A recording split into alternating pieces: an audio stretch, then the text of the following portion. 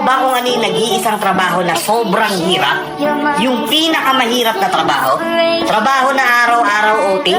Trabaho na araw-araw paggising mo pa lang kailangan tatrabahuhin mo na? Trabaho na walang pahinga?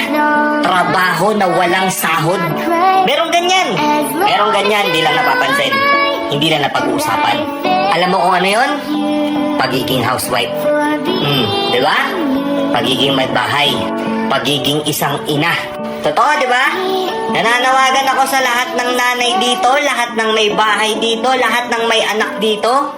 Panoorin niyo tong video na to kung tama lahat ng sasabihin ko. Napakahirap pala talaga maging isang housewife, ano? Pagising mo sa umaga, mag-aasikaso ka, naglilinis ka ng bahay habang nag-aalaga ka ng bata, naubos na yung oras mo araw-araw, matutulog kang puyat, gigising kang pagod, tapos bukas ganun ulit. Aasikasuhin mo yung bahay, aasikasuhin mo yung bata.